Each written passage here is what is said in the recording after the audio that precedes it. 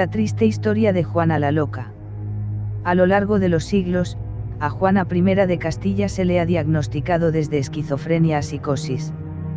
Bajo ese pretexto, su padre y su hijo la mantuvieron encerrada casi 50 años, pero, ¿y si fuera solo una mujer independiente en una época en la que no podía serlo? Juana I de Castilla fue la primera en reinar en los territorios que juntos conformaron España. Una de las mujeres más poderosas de su tiempo, cuya historia aún sigue cautivando. Una reina que, aunque nunca mostró ni el hambre ni el talento político de su madre, tuvo tiempo para la grandeza. De entrada, como apodo, conjura una inmediata escala de fascinación, pero si esa locura es fruto de una pasión delirante, de un amor fuerte, que llamó Bretón a ese fervor que es vértigo y estrago, el sobrenombre resulta arrebatador. Con él ha pasado a la historia, pero, realmente lo fue.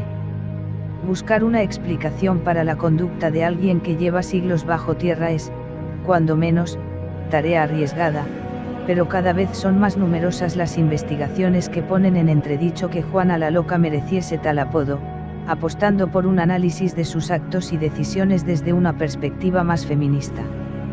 De hecho, Cristina Segura, catedrática de la Complutense y autora de Utilización política de la imagen de la reina Juana I de Castilla, concluye que, incluso en sus momentos vitales más críticos, actuó con notable lucidez y lealtad para con los suyos.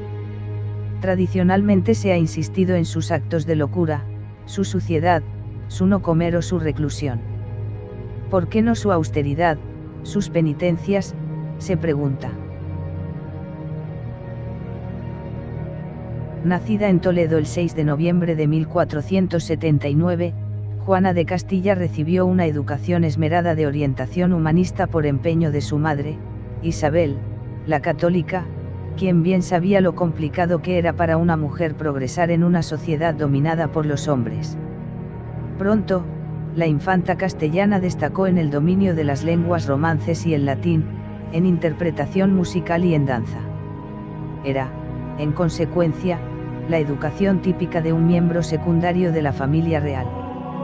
No en vano, Juana de Castilla fue una niña normal que no dio prueba de sufrir ningún tipo de trastorno mental hasta la madurez. Para empezar, ya desde niña dio muestras de indómita conducta.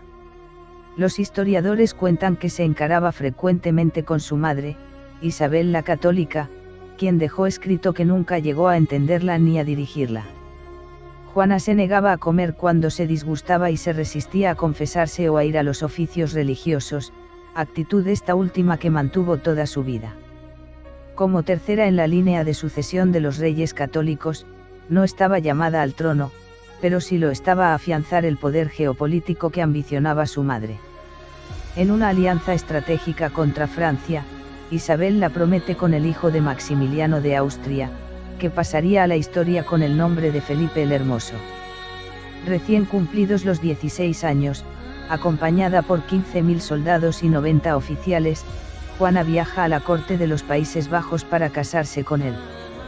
Su prometido ni siquiera fue a recibirla, pero, al conocerla, cuentan que se enamoraron de inmediato. Poco después, él mismo la bautizó como Juana la Terrible. Aunque a ella le duraría de por vida, el fervor de Felipe no tardó en evaporarse. Aprovechando unos coléricos ataques de celos cimentados en el hecho de que su marido comenzó pronto a retozar con cualquier mujer que se le antojaba y el ansia de poder que el de Flandes compartía con Fernando el Católico, ambos comenzaron a alimentar la leyenda de que Juana no estaba en sus cabales y que, por tanto, no era apta para ocupar el trono. Curiosamente, Isabel, en vísperas de su muerte en el año 1504, no cedió la regencia de Castilla a ninguno de los dos. Confió en su hija, pese a indicar en el testamento que no reinaría si algo la incapacitaba, y aquel temperamento airado de Juana con tendencia a incurrir en el desacato también le acarreó numerosos disgustos en los últimos años de su vida. A la muerte de Isabel, las luchas de poder entre Felipe y Fernando por saber quién asumiría la corona de Castilla se hicieron aún más patentes. El segundo asumió la regencia hasta que ambos llegaron de Flandes, pero Felipe logró el apoyo de la nobleza castellana para ello, Cuentan que quiso destacar la locura de Juana y la obligó a recibirlos a oscuras, pero que ella se mostró lúcida y consiguió convertirse en rey de Castilla. Aunque por poco tiempo, sin quedar claro si lo finiquitó un virus, un veneno o el colapso al beber un vaso de agua helada tras jugar un partido de pelota, apenas 10 semanas después de su coronación, muere el Hermoso. Aunque ya había recibido sepultura en la Cartuja de Miraflores, Juana decide cumplir la voluntad de su esposo, desenterrarlo y llevar sus restos a Granada, como él había dispuesto. Durante meses, la reina no se separó del féretro de su marido y padre de sus 6 hijos, y el cortejo fúnebre viajó por tierras castellanas de noche, entre incienso, velas, cánticos y nobles armados. Esta imagen, mitad espanto, mitad esplendor, asienta la hipótesis de la locura que sus actos habían apuntalado antes. Pero ¿y si, como proponen algunas historiadoras como Milagros Rivera, esta santa compañía fuera fruto de la decisión de Juana de mantener el cuerpo insepulto de su marido, algo que por ley le evitaba un nuevo matrimonio forzado por su padre?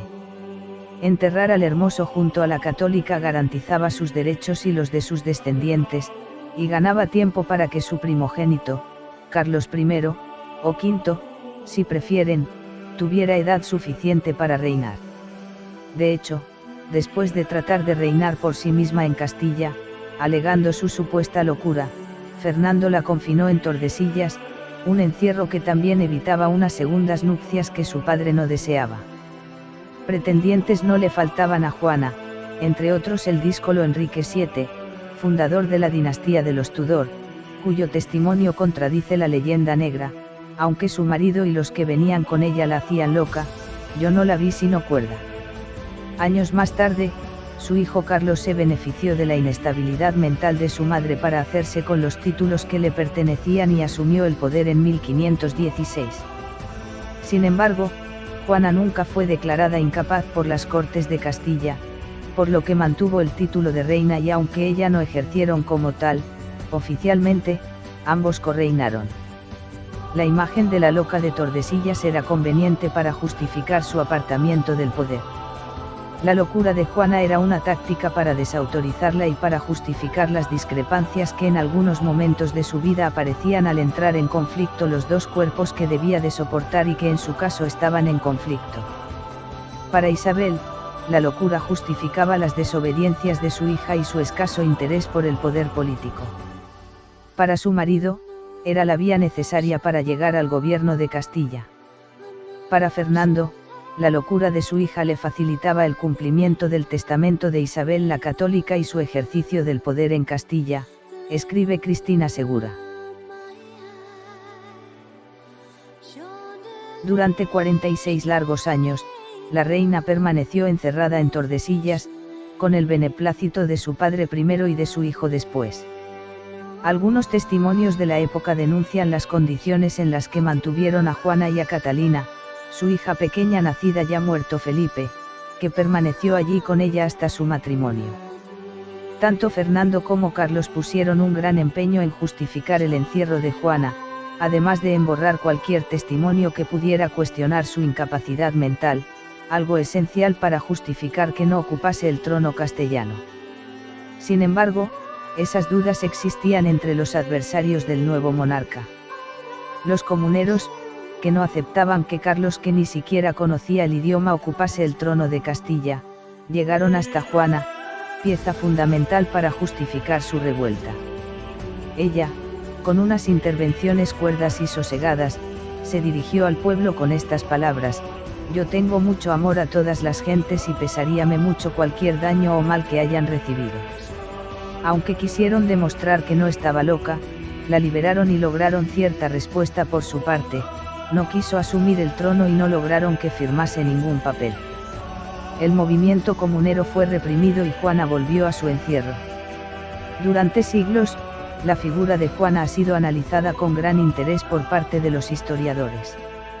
En el siglo XIX, Gustave Bergenroth fue uno de los primeros en plantear que Juana no estaba loca y que fue víctima de un complot para arrebatarle el trono de Castilla.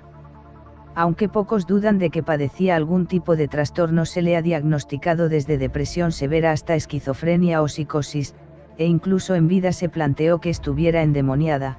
La mayoría de las líneas investigadoras apuntan a que las circunstancias en las que vivió influyeron profundamente en un carácter ya inestable desde niña. Antecedentes de locura en la familia. El carácter de Juana, la loca, oscilaba rápidamente entre la euforia y la melancolía. Los expertos se inclinan por pensar que pudiera sufrir algún tipo de trastorno obsesivo-compulsivo o incluso una bipolaridad, nada lo bastante grave como para ser privada del trono. Sin embargo, la dinastía de los Trastámara tiene un antecedente directo de alguien con problemas mentales en la figura de Isabel de Portugal, madre de Isabel, la católica. Muerto Juan II y tras la ascensión al trono de Enrique, Isabel sintió tanto su pérdida que fue supuestamente acometida de una enajenación mental, por lo cual fue confinada junto a sus dos hijos, su madre y un pequeño número de sirvientes, al castillo de la villa de Arévalo. Muy similar al caso de Juana la Loca, su abuela Isabel de Portugal también presentaba un clínico de depresiones y actitud melancólica.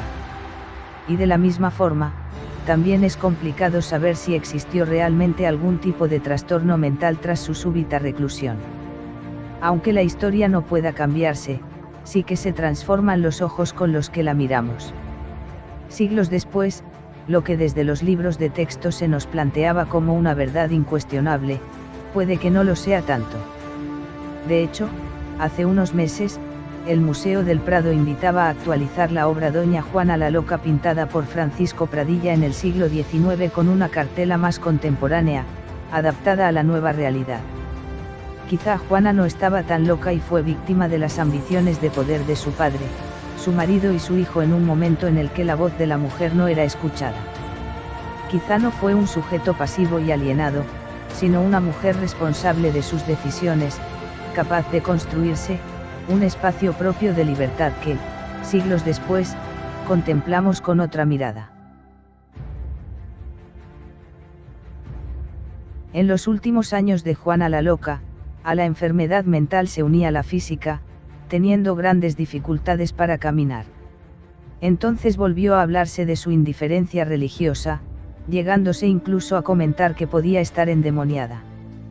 Por ello, su nieto Felipe pidió a un jesuita, que la visitara y averiguara qué había de cierto en todo ello. Después de hablar con ella, el jesuita aseguró que las acusaciones carecían de fundamento y que, dado su estado mental, quizá la reina no había sido tratada adecuadamente. Algo después, tuvo que volver el jesuita a visitarla, pero en esta ocasión para confortarla en el momento de su muerte. Y lo hizo tan bien, que incluso se afirmó que la reina había recuperado la razón, por haber encontrado, dice San Francisco de Borja, muy diferente sentido en las cosas de Dios del que hasta allí se había conocido en su Alteza. Falleció en Tordesillas, Valladolid, en 12 de abril de 1555, a los 76 años.